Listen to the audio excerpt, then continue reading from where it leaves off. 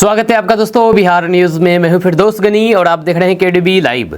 दोस्तों आज हो चुका है 2 अप्रैल 2026। तो आज की पूरे बिहार की टॉप न्यूज लेकर आए हैं आपके लिए। वीडियो शुरू करने से पहले आपसे रिक्वेस्ट है कि अगर आप पहली बार इस चैनल पर आए हैं तो चैनल को अभी आप सब्सक्राइब करके बेल आइकन को प्रेस कर दीजिए इसी तरह खबरें देखने के लिए, और साथ ही साथ वीडियो को लाइक कर दीजिएगा, अपने दोस्तों के साथ शेयर भी कीजिएगा। तो चलिए चलते हैं आज की खबरों की ओर। खबर की शुरुआत करेंगे, लेकिन उससे पहले आपसे सवाल है कि आप हमें कहां से देख रहे हैं, आप नीचे कमेंट बॉक्स में कमेंट करके जरूर बताइएगा। तो चलिए चलते हैं आज की बिहार की खबरों की ओर। तो आज बिहार न्यूज की शुरुआत सबसे पहले करेंगे कि नीतीश के बाद नए सीएम पर फैसला तय तारीख पर बीजेपी नेता का बड़ा दावा।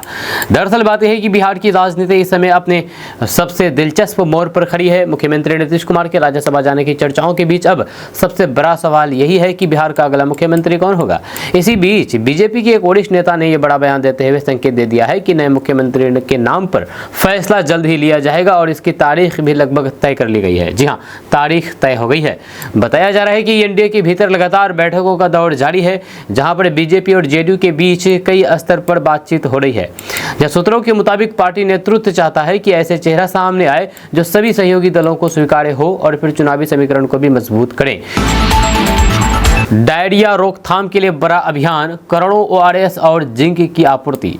दरअसल बात यह है कि बिहार में डायरिया जैसी बीमारियों को रोकने के लिए स्वास्थ्य विभाग ने बड़ा कदम उठाया है। जी हाँ, राज्य भर में यानी कि पूरे बिहार में अब बड़े पैमाने पर ओआरएस और जिंक टैबलेट की आपूर्ति की जाएगी, ताकि समय रहते लोगों को इलाज मिल सके और बीमारी पर नियंत्रण रखा जा सके। जैसे कि आपको पता है कि गर्मी के मौसम में डायरिया का कहर बढ़ जाता है। बताया जा रहा है कि इस अभियान के तहत 30 करोड़ से ज़्यादा ओआरएस पैकेट और फिर जिंक टैबलेट उपलब्ध कराए जाएंगे।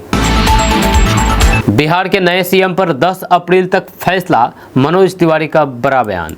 दरअसल बात यह है कि बिहार की राजनीति में मुख्यमंत्री पद को लेकर के चल रहा सस्पेंस अब जल्द खत्म हो सकता है। बीजेपी सांसद मनोज तिवारी ने बड़ा बयान देते हुए कहा है कि बिहार के अगले मुख्यमंत्री के नाम पर फैसला 10 अप्रैल तक साफ हो जाएगा। उन्होंने कहा है कि लोकतांत्रिक प्रक्रिया के तहत नाम अभी सार्वजनिक नहीं किया जा सकता, लेकिन पार्टी के अंदर पूरी तैयारी हो चुकी है और तय समय पर इसकी घोषणा कर दी जाएगी। इस बयान के बाद बिहार की सियासत में हलचल तेज हो गई है। दरअसल मुख्यमंत्री नीतीश कुमार के राज्यसभा जाने के बाद से ही नए नेतृत्व को लेकर के लगातार चर्चाएं चल रही है। बीजेपी और फिर जेडीयू के बीच कई दौर की बैठकें हो चुकी है, जहां पर सभी समीकरण जातीय, राजनीतिक और फिर चुनावी को ध्यान में रखते हुए फैसला लेने की कोशिश कर रही है।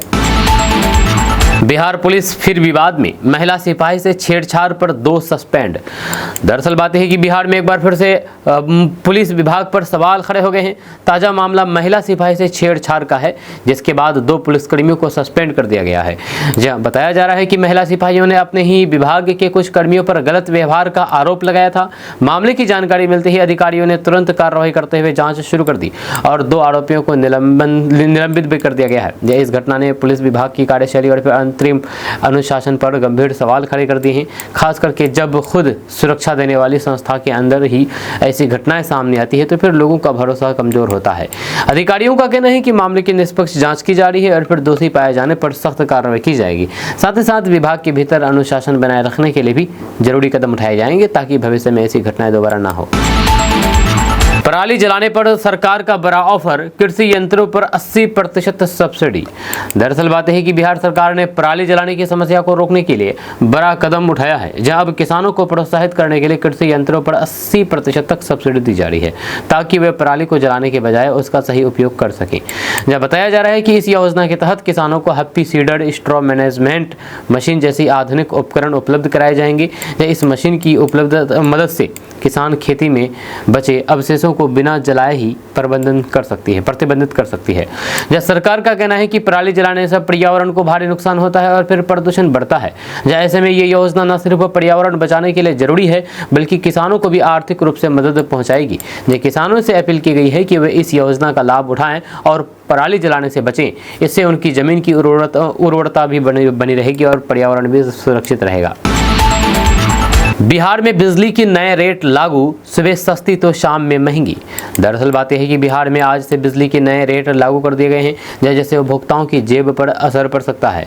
अब बिजली की कीमत समय के हिसाब से तय होगी, यानी कि सुबह और फिर दिन के समय बिजली सस्ती रहेगी, जबकि शाम और फिर पीक आवर में बिजली महंगी पड़ेगी। बताया जा रहा है कि इस नई व्यवस्था को टाइम ऑफ डे टैरिफ कहा जाता है। इसका मकसद यह है कि लोग ज़्यादा बिजली का इस्तेमाल उस समय करें जब मांग कम होती है, ताकि लोड संतुलित किया जा सके। जहाँ विशेषज्ञों का कहना है कि अगर उपभोक्ता अपने इस्तेमाल का समय बदलते हैं तो फिर कपड़े धोने या फिर अन्य काम दिन में करते हैं तो फिर वे अपने बिजली बिल को कम कर सकते हैं। हालांकि शाम के समय ज़्यादा बिजली इस्तेमाल करने वालों के लिए बिल बढ़ सकता है।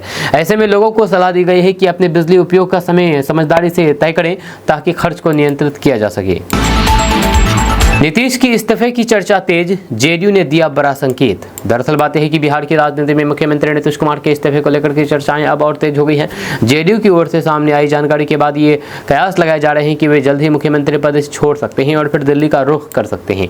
जब बताया जा रहा है कि राज्यसभा जाने के बाद उनके दिल्ली जाने की योजना पर काम चल रहा है। इसी के साथ ये सवाल भी उठ रहा है कि आखिर वे आखिरी तारीख कौन सी होगी जब बिहार को नया मुख्यमंत्री मिलेगा। तो पार्टी सूत्रों के मुताबिक इस पूरे घटनाक्रमों को लेकर के अंदर खाने रणनीति तैयार की जा रही है। हालांकि अभी तक आधिकारिक तौर पर कोई भी तारीख घोषित नहीं की गई है, लेकिन संकेत साफ है कि बड़ा राजनीतिक बदलाव करीब है। जब अब बिहार की नज़र इस पर टिकी है कि नीतीश कुमार कब अपना पद छोड़ेंगे और उनके बाद किसे मुख्यमंत्री की जिम्मेदारी सौंपी जाएगी, क्योंकि ये फैसला राज्य की राजनीति की दिशा में तय होने वाला साबित हो सकता है। मोकामा के बाहुबली विधायक अनंत सिंह का बड़ा बयान, कहा शराबबंदी हो खत्म, जिसके जवाब में मंत्री ने दिया भयानक रिएक्शन। दरअसल बात है कि बिहार में शराबबंदी को लेकर एक बार फिर से सियासत गर्म हो गई है। बाहुबली नेता अनंत सिंह की ओर से शराबबंदी खत्म करने की मांग के बाद अब नीतीश सरकार के मंत्री ने कड़ा जवाब दिया है। मंत्री ने साफ कहा है कि शराबबंदी बिहार की बड़ी नीति है और फिर इसे खत्म करने का कोई भी सवाल ही नहीं उठता है। उन्होंने कहा है कि ये फैसला समाज को बेहतर बनाने के लिए लिया गया था और सरकार इस पर पूरी तरह से कायम है। इस दौरान मंत्री ने आरजेडी नेता तेजस्वी यादव पर भी निशाना साधा है। उन्होंने आरोप लगाया है कि विपक्ष सिर्फ राजनीति कर रहा है और फिर जनता के मुद्दों से ध्यान को भटकाने की कोशिश कर रहा है। किशनगंज में जीविका दीदियों का बड़ा मिशन, 10 लाख किलो चाय पत्ती उत्पादन। दरअसल बात है कि किशनगंज से एक बड़ी और सकारात्मक खबर सामने आई है, जहां पर जीविका दीदियां अब बड़े स्तर पर चाय पत्ती उत्पादन की तैयारी में जुटी हुई है। बताया जा रहा है कि लक्ष्य करीब 10 लाख किलो चाय पत्ती तैयार करने का रखा गया है, जिससे इसके इलाके की ग्रामीण अर्थव्यवस्था को मजबूत करने की कोशिश की जा रही है। इस पहल के तहत महिलाओं को प्रशिक्षण दिया जा रहा है और उन्हें चाय उत्पादन से जुड़ी हुई पूरी प्रक्रिया सिखाई जा रही है। इससे न सिर्फ महिलाओं को रोजगार मिलेगा बल्कि आर्थिक रूप से भी आत्मनिर्भर बन सकेगी। सरकार का मानना है कि इस तरीके की योजनाओं से ग्रामीण क्षेत्रों में रोजगार के नए अवसर पैदा होंगे और पलायन भी कम होगा। खास करके सीमांचल जैसे इलाकों में ये पहल एक बड़ा बदलाव ला सकती है। अगर ये योजना सफल होती है तो फिर किशनगंज की पहचान चाय उत्पादन के बड़े केंद्र के रूप में भी की जा सकती है और फिर स्थानीय लोगों की आय में भी बढ़ोतरी देखने को मिल सकती है। ओवैसी हुमायूं के बयान से बंगाल चुनाव में हलचल, नई सियासी चाल से बड़ा बवाल। दरअसल बात है कि पश्चिम बंगाल चुनाव से पहले असदुद्दीन ओवैसी और फिर हुमायूं कबीर के बयान ने सियासत को गरमा दिया है। दोनों नेताओं ने मिलकर के चुनाव लड़ने का ऐलान किया है और फिर दावा किया गया है कि वे राज्य में एक नया राजनीतिक विकल्प पेश करेंगे। असदुद्दीन ओवैसी ने कहा है कि बंगाल में लोगों के साथ नाइंसाफी हो रही है और उनकी पार्टी अब इस मुद्दे को लेकर के मैदान में उतरेगी। वहीं पर हुमायूं कबीर ने भी बड़ा दावा करते हुए कहा है कि उनकी पार्टी बड़ी संख्या में उम्मीदवार उतारेगी और सीधे बड़ी पार्टियों को चुनौती देगी। बताया जा रहा है कि यह गठबंधन खास तौर पर मुस्लिम बहुल इलाकों पर फोकस कर रहा है, जिससे ममता बनर्जी की पार्टी को सीधे चुनौती मिल सकती है। यह राजनीतिक जानकारों का मानना है कि इस बयान और फिर गठबंधन से चुनाव में ध्रुवीकरण बढ़ सकता है और वोट बैंक की राजनीति और तेज हो सकती है। ऐसे में बंगाल चुनाव अब और ज़्यादा दिलचस्प और टकराव वाला होता नजर आ रहा है। जाति आय निवास के नए नियम से बड़ी परेशानी, लोग बोले दस्तावेज कहां से लाएं। दरअसल बात यह है कि बिहार में जाति आय और फिर निवास प्रमाण पत्र को लेकर के नए नियमों ने लोगों की परेशानी बढ़ा दी है। अब इन प्रमाण पत्रों के लिए कुछ अतिरिक्त दस्तावेजों की मांग की जा रही है, जिसे लेकर के आम लोगों में नाराजगी देखी जा रही है। जब बताया जा रहा है कि नए नियमों के तहत कई ऐसे कागजात मांगे जा रहे हैं जो हर किसी के पास आसानी से उपलब्ध नहीं होते। जब खास करके ग्रामीण इलाकों के लोग इसे लेकर के ज़्यादा परेशान हैं, क्योंकि उन्हें पुराने रिकॉर्ड या फिर जरूरी दस्तावेज जुटाने में दिक्कतें हो रही हैं। लोगों का कहना है कि सरकार को नियम लागू करने से पहले इसकी सरल आसान व्यवस्था करनी चाहिए थी, ताकि आम जनता को परेशानी ना हो। वहीं पर अधिकारी इसे प्रक्रिया को पारदर्शी बनाने का कदम बता रही है। जी हाँ, वहीं पर अब ये मुद्दा धीरे धीरे बड़ा होता जा रहा है और फिर लोगों की मांग है कि सरकार इस पर दोबारा विचार करे या फिर प्रक्रिया को आसान बनाए, ताकि हर जरूरतमंद व्यक्ति आसानी से अपना प्रमाण पत्र बनवा सके। बिहार में नए सीएम और मंत्रियों पर सस्पेंस, नीतीश करेंगे अंतिम फैसला। दरअसल बात है कि बिहार की राजनीति में अब सबसे बड़ा सवाल यही है कि अगला मुख्यमंत्री कौन होगा और मंत्रिमंडल में किसे कौन सी जिम्मेदारी मिलेगी। ताजा खबरों के मुताबिक इन सभी फैसलों की चाबी अब भी नीतीश कुमार के हाथ में ही बताई जा रही है। जब बताया जा रहा है कि नए मुख्यमंत्री के साथ साथ गृह मंत्री और फिर अन्य अहम पदों को लेकर भी चर्चाएं तेज हो गई है। वहीं पर सम्राट चौधरी को लेकर भी खबर सामने आई है कि उन्हें बड़ी जिम्मेदारी के लिए हरी झंडी मिल सकती है, यानी कि मुख्यमंत्री सम्राट चौधरी को बना सकती है। जी हाँ, सूत्रों के मुताबिक एनडीए के भीतर लगातार बैठकों का दौर जारी है और सभी पहलुओं पर विचार किया जा रहा है, ताकि संतुलन बना करके फैसला लिया जा सके। अब सबकी नज़र इस बात पर टिकी है कि नीतीश कुमार कब और किसे आगे बढ़ाते हैं, क्योंकि ये फैसला बिहार की राजनीति में आने वाले समय का पूरा समीकरण तय करने वाला साबित हो सकता है। अब बात करेंगे सेहत की। तो सेहत की बात में फैटी लिवर में क्या खाएं क्या नहीं खाएं, डॉक्टर ने बताई आसान सलाह। दरअसल बात है कि आजकल फैटी लिवर की समस्या तेजी से बढ़ रही है और फिर कई लोग ये समझ नहीं पाते हैं कि इसमें क्या खाना सही रहेगा। डॉक्टरों के मुताबिक सही खान पान अपना करके इस बीमारी को काफ़ी हद तक नियंत्रित किया जा सकता है। जब विशेषज्ञों का कहना है कि फैटी लिवर में हरी सब्जियां, फल, साबुत अनाज और फाइबर से भरपूर चीज़ें खाना फ़ायदेमंद होता है, जैसे कि पालक, ब्रोकली, सेब, ओट्स और फिर दालें शरीर को पोषण देती है और फिर लिवर को स्वस्थ रखने में मदद करती है। वहीं पर तला भुना खाना, ज़्यादा तेल, चीनी और फिर प्रोसेस्ड फूड से दूरी रहने की सलाह दी जाती है, क्योंकि ये चीज़ें लिवर पर अतिरिक्त दबाव डालती है और फिर समस्या को बढ़ा सकती है। डॉक्टरों का कहना है कि खान पान के साथ साथ नियमित व्यायाम और फिर वजन कंट्रोल करना भी जरूरी है। अगर समय रहते सही आदतें अपनाई जाए तो फिर फैटी लिवर को गंभीर होने से रोका जा सकता है। बिहार में हीट वेव का खतरा, तापमान 40 के पार जाने की आशंका। दरअसल बात है कि बिहार में गर्मी ने अब अपनी असली रूप दिखाना शुरू कर दिया है। मौसम विभाग के मुताबिक आने वाले दिनों में हीट वेव यानी कि लू चलने का खतरा बढ़ सकता है और तापमान 40 डिग्री के करीब या उससे ऊपर पहुंचने की संभावना है।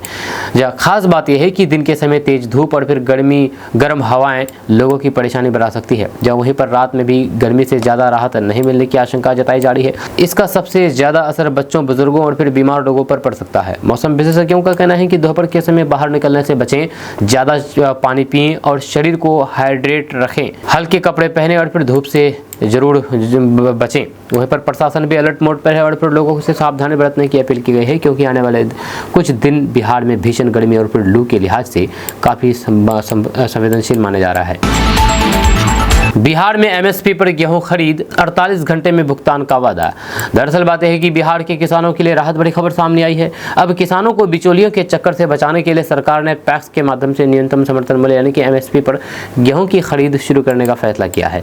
बताया जा रहा है कि इस व्यवस्था के तहत किसानों से सीधे गेहूँ खरीदा जाएगा और फिर सबसे बड़ी बात यह है कि उन्हें 48 घंटे के अंदर भुगतान करने का वादा किया गया है। जैसे किसानों को अपनी उपज का सही दाम मिलने के साथ साथ पैसे के लिए इंतजार भी नहीं करना पड़ेगा। सरकार का कहना है कि इस पहल का उद्देश्य किसानों को मजबूत करना और उन्हें बाजार की अनिश्चितताओं से बचाना है। इसके लिए खरीद केंद्रों पर जरूरी व्यवस्था भी की जा रही है, ताकि प्रक्रिया सुचारू रूप से चल सके। वहीं पर किसानों से अपील की गई है कि वे अपनी उपज सीधे पैक्स में बेचें और इस योजना का लाभ उठाएं। अगर ये व्यवस्था सही तरीके से लागू होती है तो फिर किसानों की आय बढ़ाने में ये एक बड़ा कदम साबित हो सकता है। मौलाना अब्दुल्ला सालिम चतुर्वेदी की गिरफ्तारी पर सरफराज शाहनवाज का हमला, बोले नफरत की राजनीति नहीं चलेगी। दरअसल बात है कि अररिया जिला के रहने वाले मौलाना अब्दुल्ला सालिम चतुर्वेदी की गिरफ्तारी को लेकर के सियासत तेज हो गई है। जहां अररिया के जोकीहाट से सियासी घराने से ताल्लुक़ रखने वाले सरफराज आलम और शाहनवाज आलम ने इस कार्रवाई पर सवाल उठाते हुए कहा कि पुराने वीडियो के आधार पर गिरफ्तारी करना नफरत फैलाने वाली राजनीति का हिस्सा है। उन्होंने आरोप लगाया है कि इस तरह की कार्रवाई से समाज में तनाव बढ़ता है और लोगों के बीच गलत संदेश जाता है। उनका कहना है कि कानून का इस्तेमाल निष्पक्ष तरीके से होना चाहिए, न कि किसी विशेष समुदाय को निशाना बनाने के लिए। इस बयान के बाद ये मामला और गर्मा गया है। जहां पर एक तरफ सरकार अपनी कार्रवाई को सही ठहरा रही है तो वहीं पर विपक्ष इसे राजनीतिक रंग देने का आरोप लगा रहे हैं। बिहार में स्कूल टाइम बदला, सुबह 6:30 से शुरू होगी क्लास। दरअसल बात यह है कि बिहार में बढ़ती गर्मी को देखते हुए स्कूलों के टाइम टेबल में बड़ा बदलाव किया गया है। अब 6 अप्रैल से इस छात्रों को सुबह 6:30 बजे से स्कूल पहुंचना होगा और 7 बजे से पहले घंटी बज जाएगी। यह बताया जा रहा है कि यह फैसला बच्चों को तेज धूप और फिर लू से बचाने के लिए लिया गया है। यह नए टाइम टेबल के अनुसार कक्षाएं सुबह जल्दी शुरू होकर के दोपहर से पहले ही खत्म कर दी जाएगी ताकि छात्र सुरक्षित घर लौट सके। शिक्षा विभाग ने सभी स्कूलों को नए नियम का सख्ती से पालन करने का निर्देश दिया है। जहाँ साथ ही साथ बच्चों के स्वास्थ्य को ध्यान में रखते हुए पर्याप्त पानी और जरूरी सुविधाएं उपलब्ध कराने को भी कहा गया है। अभिभावकों से भी अपील की गई है कि वे बच्चों को समय पर स्कूल भेजें और गर्मी से बचाव के उपाय अपनाएं ताकि किसी तरह की परेशानी से बचा जा सके।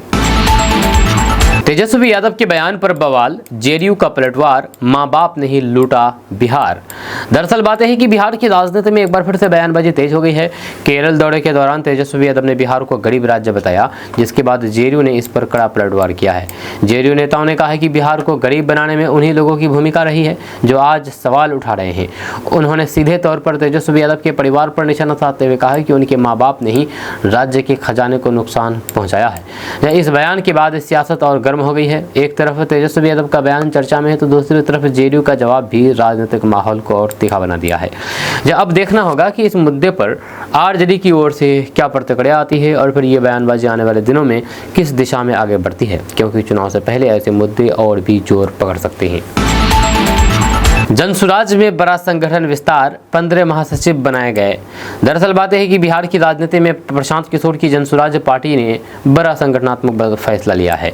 जब पार्टी ने अपने संगठन को मजबूत करने के लिए 15 नए महासचिवों की नियुक्ति की है, जिससे सियासी हलचल तेज हो गई है। यह बताया जा रहा है कि इस सूची में यानी कि लिस्ट में यादव, सहनी, मांझी, चौबे ने जैसे विभिन्न समाजों के प्रतिनिधियों को शामिल किया गया है।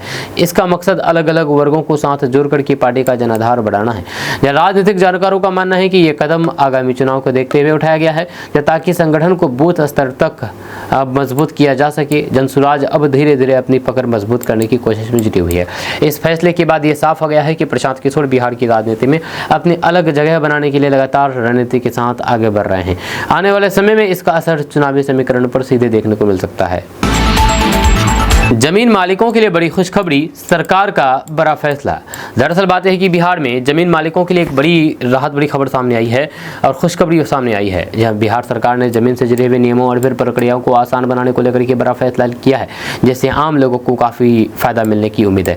यह बताया जा रहा है कि अब जमीन के कागजात, रजिस्ट्रेशन और फिर अन्य प्रक्रियाओं को आसान बनाने पर जोर दिया जा रहा है ताकि लोगों को बार बार सरकारी दफ्तरों के चक्कर न लगाने पड़े। या इसके साथ ही पारदर्शिता बढ़ाने के लिए ऑनलाइन सिस्टम को भी मजबूत किया जा रहा है। जी हाँ, सरकार का कहना है कि इस फैसले से जमीन से जुड़े हुए विवाद कम होंगे और लोगों को अपनी संपत्ति से जुड़ी सेवाएं आसानी से मिल सकेगी।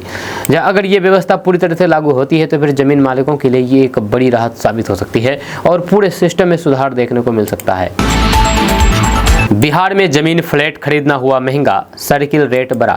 दरअसल बात है कि बिहार में अब जमीन और फिर फ्लैट खरीदना पहले से ज़्यादा महंगा हो गया है। जब सरकार ने सर्किल रेट बढ़ा दिया है, जिसके बाद रजिस्ट्री के दौरान लोगों को ज़्यादा पैसा देना होगा। जब बताया जा रहा है कि नए सर्किल रेट लागू होने के बाद संपत्ति की न्यूनतम कीमत बढ़ गई है। इसका सीधा असर स्टाम्प ड्यूटी और फिर रजिस्ट्रेशन शुल्क पर पड़ेगा, जिससे आम खरीदारों की जेब पर बोझ पड़ेगा। सरकार का कहना है कि सर्किल रेट में ये बदलाव बाजार की वास्तविक कीमतों के अनुसार किया जाया गया है ताकि रजिस्ट्री में पारदर्शिता बनी रहे और फिर राजस्व में भी बढ़ सके। हालांकि आम लोगों और फिर खरीदारों का कहना है कि इससे घर खरीदना और फिर मुश्किल हो जाएगा। अब देखना होगा कि इस फैसले का रियल एस्टेट बाजार और फिर आम जनता पर क्या असर पड़ता है। बिहार के सीईओ की हड़ताल जारी, जमीन से जुड़े काम पूरी तरह से ठप। दरअसल बात है कि बिहार के अंचल अधिकारी यानी कि सीईओ की हड़ताल खत्म होने का नाम नहीं ले रही है। डिप्टी सीएम विजय कुमार सिन्हा के अल्टीमेट के बावजूद भी हड़ताल जारी है, जिससे जमीन से जुड़े सभी सरकारी कामकाज पूरी तरह से प्रभावित हो गए हैं। यह बताया जा रहा है कि रजिस्ट्रेशन, म्यूटेशन और फिर अन्य राजस्व से जुड़े हुए जरूरी काम ठप पड़े हैं, जिससे आम लोगों को भारी परेशानी का सामना करना पड़ रहा है। जहाँ कई लोग अपनी जरूरी काम के लिए दफ्तरों के चक्कर लगा रहे हैं, लेकिन उन्हें राहत नहीं मिल पा रही है। सरकार की ओर से हड़ताली अधिकारियों से काम पर लौटने की अपील की गई थी, लेकिन अब तक इसका कोई भी असर नहीं दिखा है। या दूसरी ओर अधिकारी अपनी मांगों पर अड़े हुए हैं और फिर समाधान की मांग कर रहे हैं। इस स्थिति ने प्रशासनिक व्यवस्था पर पूरी तरह से असर डाला है और फिर सवाल यह है कि सरकार और अधिकारियों के बीच कब सहमति बनेगी और आम लोगों को इस परेशानी से राहत मिलेगी कब, ये सवाल है। राष्ट्रपति द्रौपदी मुर्मू के स्वागत से दूर रहे नीतीश, डिप्टी सीएम पप्पू यादव का हमला। दरअसल बात यह है कि बिहार की राजनीति में एक बार फिर से बयानबाजी तेज हो गई है। राष्ट्रपति द्रौपदी मुर्मू के स्वागत कार्यक्रम में मुख्यमंत्री नीतीश कुमार और फिर डिप्टी सीएम के शामिल नहीं होने पर सवाल उठने लगे हैं। जहाँ इसी मुद्दे पर नेता पप्पू यादव ने तीखा हमला बोलते हुए कहा कि जो बीजेपी बंगाल जैसे चुनाव जैसे मुद्दे पर हंगामा करती है वह अब इस मामले में चुप क्यों है। उन्होंने इसे राजनीति का दोहरा मापदंड बताया और सरकार पर सवाल खड़े कर दिए हैं। बताया जा रहा है कि राष्ट्रपति द्रौपदी मुर्मू के दौरे को लेकर के ये कार्यक्रम अहम माना जा रहा था। ऐसे में शीर्ष नेताओं की गैर मौजूदगी ने राजनीतिक चर्चा को और हवा दे दी है। अब इस बयान के बाद अब बिहार की सियासत और गर्मा गई है। देखना होगा कि इस पर सरकार और बीजेपी की ओर से क्या प्रतिक्रिया आती है और ये मुद्दा आगे क्या मोड़ लेता है। भगवान भी सीएम बन जाए तो भी अपराध नहीं रुकेगा। बाहुबली विधायक आनंद सिंह के बयान से सियासत गर्म। दरअसल बात यह है कि बिहार की राजनीति में एक बार फिर से बयानबाजी से माहौल गर्मा गया है। बाहुबली नेता आनंद सिंह ने कानून व्यवस्था को लेकर के बड़ा और विवादित बयान देते हुए कहा कि अगर भगवान भी मुख्यमंत्री बन जाए तब भी मर्डर की घटनाएं यानी कि हत्या की घटनाएं नहीं रुकेगी। अनंत सिंह ने इस दौरान मुख्यमंत्री के चेहरे को लेकर भी खुलकर के अपनी राय रखी है, जिससे सियासत हलचल तेज हो गई है। जब उनका कहना है कि बिहार में अपराध की स्थिति गंभीर है और फिर सिर्फ चेहरा बदलने से हालात नहीं बदलने वाले हैं। इस बयान के बाद राजनीतिक दलों के बीच आरोप प्रत्यारोप का दौर शुरू हो गया है। विपक्ष सरकार पर निशाना साध रहा है तो फिर सत्ताधारी दल इस बयान को गैर जिम्मेदाराना बता रहा है। अब इस बयान को ने बिहार की कानून व्यवस्था और फिर मुख्यमंत्री के चेहरे को लेकर के नई बहस छेड़ दी है। आने वाले दिनों में ये मुद्दा और गर्मा सकता है, क्योंकि चुनावी माहौल में ऐसे बयान सियासत को और तेज कर देते हैं। बुजुर्गों को बड़ी राहत, अब घर बैठे होगी जमीन रजिस्ट्री।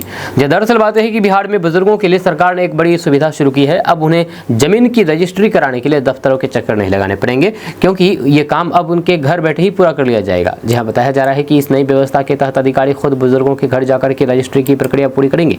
इसके लिए पहले आवेदन करना होगा, जिसके बाद तय समय सीमा पर टीम घर पहुंच करके दस्तावेजों की जाँच करके औपचारिक पूरे करेंगे और रजिस्ट्री करेंगे। जहाँ अब बुजुर्गों को घर बैठे ये सुविधा मिलेगी।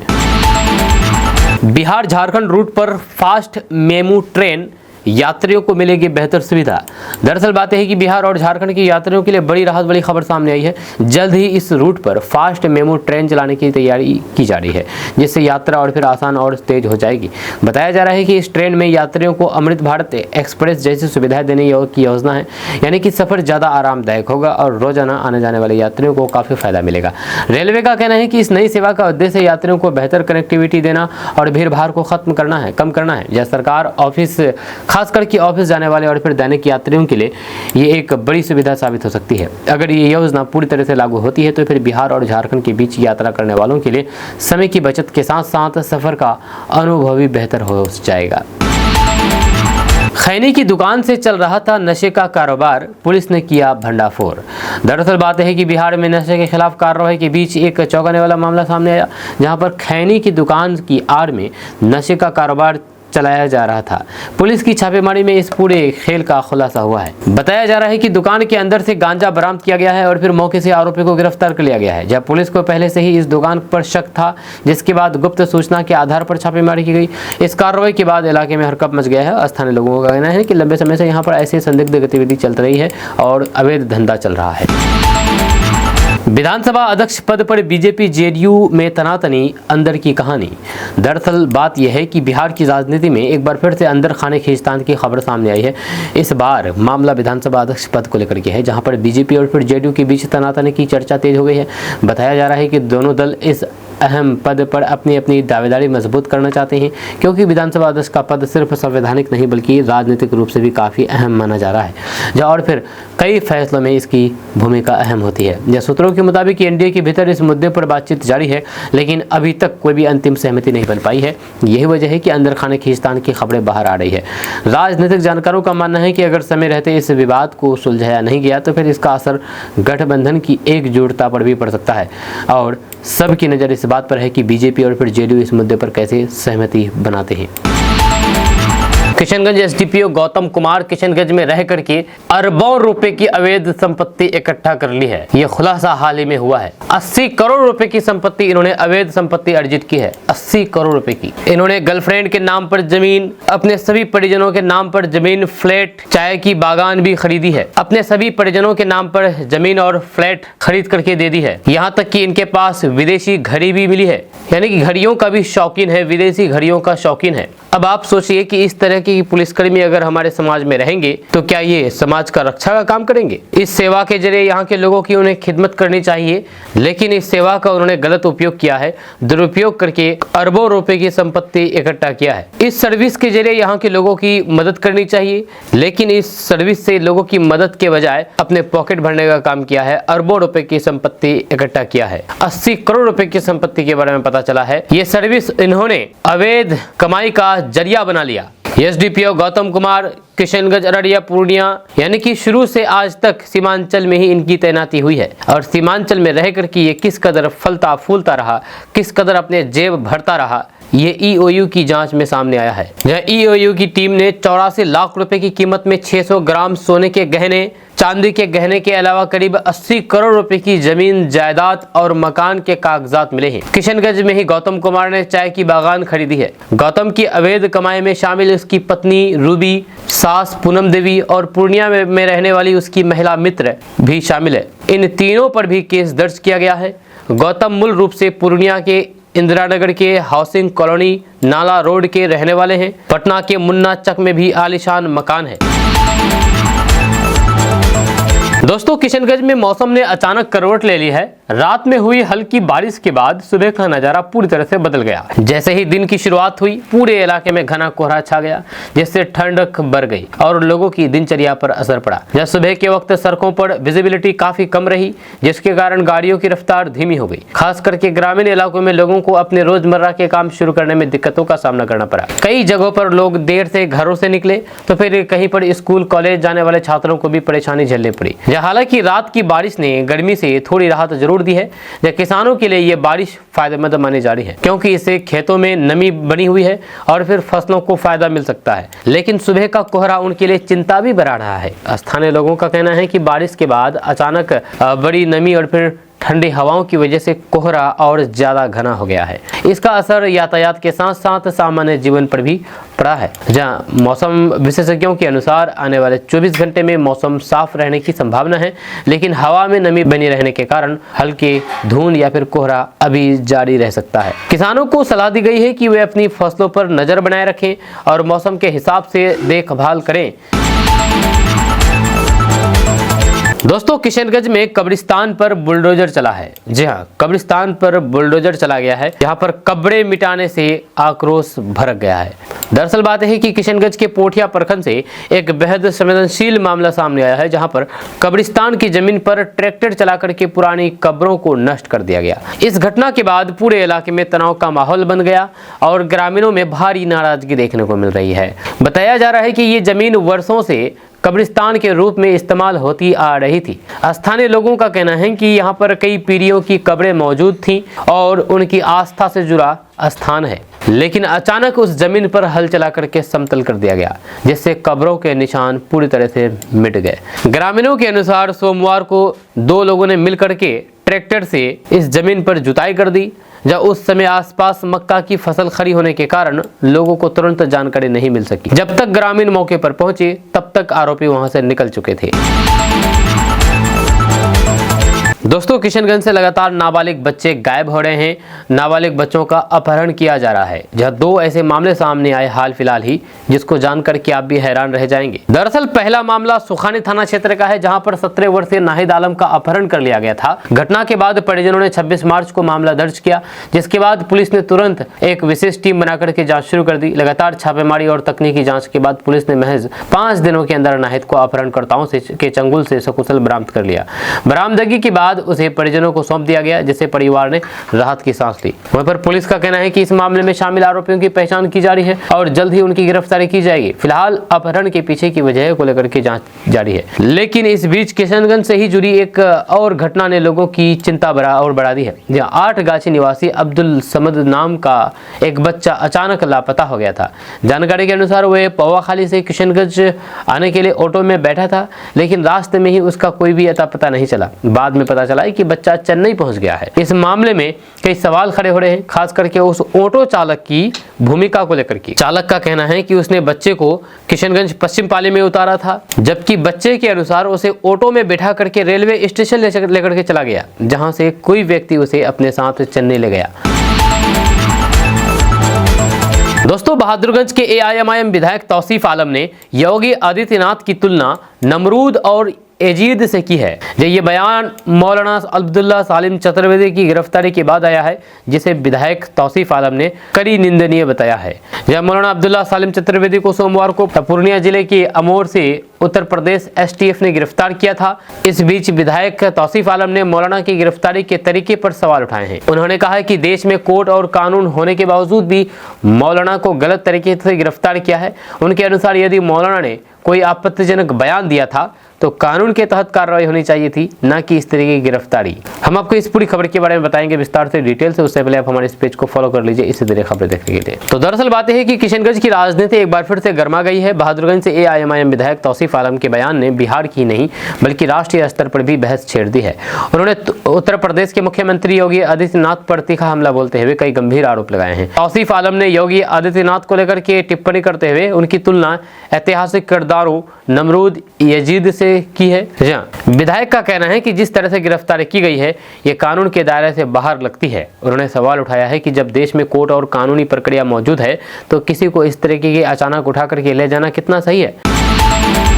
दोस्तों, 1 अप्रैल से जनगणना शुरू हो गई है। जनगणना करने के लिए जब आपके घर गणना कर्मी आएंगे तो आपसे कौन कौन से सवाल पूछे जाएंगे ये हम आपको भी बताने वाले हैं। वो 33 सवाल आपसे पूछे जाएंगे। वो कौन कौन से सवाल होंगे जो आपसे पूछे जाएंगे, एक एक करके विस्तार से हम बात करेंगे। उन 33 सवालों में सबसे पहले पूछे जाएंगे भवन नंबर, यानी कि आपका घर का नंबर, अगर आप नगर निकाय में रहते हैं तो। उसके बाद जनगणना मकान नंबर, उसके बाद जनगणना मकान के दीवार में प्रयुक्त प्रमुख सामग्री, यानी कि घर की दीवार किस तरह से बनी है, उसमें क्या क्या चीजें हैं, ईंट से है, मिट्टी से बनी है या फिर बांस लकड़ी से बनी है, इन चीजों के बारे में पूछे जाएंगे। वहीं पर जनगणना मकान के छत में प्रयुक्त सामग्री, यानी कि आपके घर का छत किस तरह से बना है, उसमें क्या क्या चीजें हैं, आपके घर के छत में लोहा, सीमेंट, बालू इस चीज से बना है या फिर टीन है जिस चीज से भी बना है, ये सभी चीज पूछे जाएंगे। उसके बाद जो घर है वो घर किस उपयोग के लिए है, क्या घर में रहते हैं या फिर उसमें किचन का काम करते हैं या फिर जलावन का काम करते हैं या फिर मवेशी रखने का काम करते हैं, ये चीज पूछे जाएंगे। साथ ही साथ उस मकान की हालात कैसी है, ठीक है, खराब है,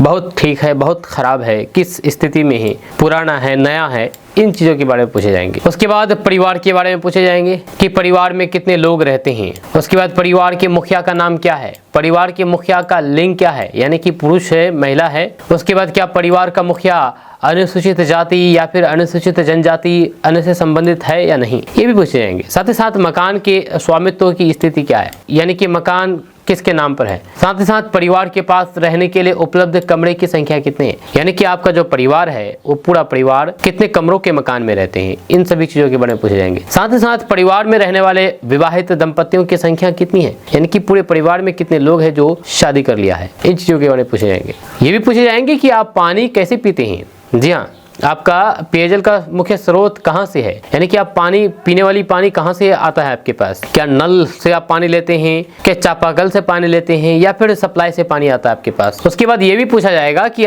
प्रकाश का मुख्य स्रोत क्या है, यानी कि आपका जो घर है वो घर किस तरह से उजाला रहता है रात में, यानी लाइट है, बिजली है या फिर सोलर सिस्टम है या फिर पुराने परंपरागत तरीके से आप अपने घर को रोशन रखते हैं, इन चीजों के बारे में पूछा जाएगा। साथ ही साथ शौचालय की सुलभता के बारे में पूछा जाएगा कि शौचालय शौचालय का प्रकार क्या है, गंदे पानी की निकासी कैसी है, कहाँ पर निकासी करते हैं। साथ ही साथ स्नान गृह की उपलब्धता क्या है, यानी कि जहाँ पर आप नहाते हैं वो कैसे नहाते हैं, किस जगह पर नहाते हैं, नहाने वाले जगह कैसी है, खुले में नहाते हैं, बंद कमरे में नहाते हैं, अगर बंद कमरे में नहाते हैं तो कितनी बड़ी जगह है, एरिया कितनी बड़ी है, इन सभी चीज़ों के बारे में पूछे जाएंगे। साथ ही साथ ये भी पूछे जाएंगे कि आपके घर में खाना कैसी बनती है, एलपीजी से बनती है या फिर पीएनजी गैस से बनती है, इन चीज़ों के बारे में पूछे जाएंगे। ये भी पूछे जाएंगे कि आपके घर में रेडियो है या नहीं, टीवी है या नहीं, इंटरनेट सुविधा है या नहीं, लैपटॉप या कंप्यूटर है या नहीं, टेलीफोन, मोबाइल फ़ोन, स्मार्टफोन है या नहीं, साइकिल, स्कूटर, मोटरसाइकिल, मोपेड है या नहीं,